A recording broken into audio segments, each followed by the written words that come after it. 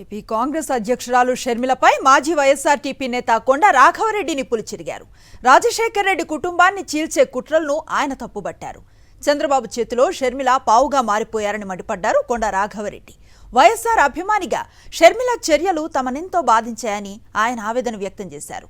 షర్మిలకు రాజకీయ అవగాహన లేదని, ఆమెను తరిమి కొట్టాలని కడప ప్రజలకు పిలుపునిచ్చారు కొండ రాఘవరెడ్డి.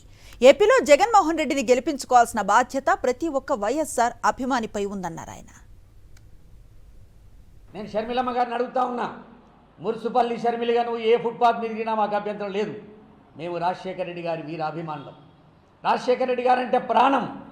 రాజశేఖర రెడ్డి గారు చనిపోయిన తర్వాత 2 పుష్కరాలు వస్తే కృష్ణా పుష్కరాల్లో, గోదావరి పుష్కరాల్లో పిండాలు పెట్టినటువంటి బిడ్డలం మేము.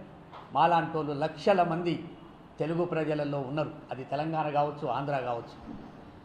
ఇవాళ నువ్వు మోసం చేసి రాజశేఖర రెడ్డి గారి కుటుంబాన్ని రోడ్డు మీద గుంజనీకే వైఎస్ అని పేరు పెట్టుకొని నువ్వు ప్రజల ముందుకు వస్తున్నావు చూడు. మాలాంటి వీరాభిమానులు నిన్ను వదిలిపెట్టరు. తస్మా జాగ్రత్త అని చెప్పడానికే మేము ఇలా తెలంగాణ నుంచి ఆంధ్రప్రదేశ్కి వచ్చి ఈ కడప ప్రజలను జాగృతి చేయడానికే మేము వచ్చినాం. అక్కడ ఉన్నప్పుడేమో ఆడబిడ్డ అంటివి, ఇక్కడొచ్చి ఈడబిడ్డ అంటివి. దానికో సామెతలు, రక్త సంబంధం ఉన్నటువంటి రక్షాబంధన్ కట్టవలసినటువంటి అన్నను నువ్వు రాక్షస రూపంలో ఆయనకు స్వప్నంలోకి వస్తున్నావంటే నువ్వెంత దుర్మార్గురాలో మాకు అర్థమవుతుంది. నీ కడుపులో ఉన్న బిడ్డ, నీ కడుపులో రక్తం పంచుకున్న బిడ్డ కంటే నేను దూరమేం కాదు.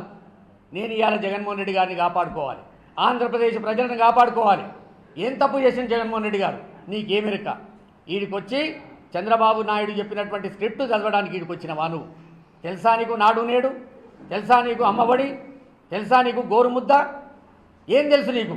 రాజశేఖర రెడ్డి గారు ఉన్నప్పుడు 850 రుగ్మతలు ఆరోగ్యశ్రీలో ఉంటే ఇవాళ 2500 రుగ్మతలను ఆరోగ్యశ్రీలో పెట్టినటువంటి మహానాయకుడు జగన్మోహన్ రెడ్డి గారు. నీది నాలుకన తాటి మట్టన? మేము అడగదలుచుకున్నాం. ఇక నిన్ను ఏ కోశాన కూడా వైఎస్ రాజశేఖర రెడ్డి గారి కూతురుగా తెలుగు ప్రజలు యాక్సెప్ట్ చేయడానికి సిద్ధంగా లేరు. నువ్వు మురుసుపల్లి షర్మిలవు, నువ్వు మున్సిపల్ బ్రదర్ అనిల్ కుమార్ భార్యవు. ఎంత దుర్మార్గమైన పరిస్థితి అంటే అసలు నీకు ఏం కావాలో చెప్పు? రాజ్యసభ మెంబర్ కావాలన్నా, ఆస్తులల్లో వాటా కావాలన్నా? నీకు ఒక అహంకారివి నువ్వు.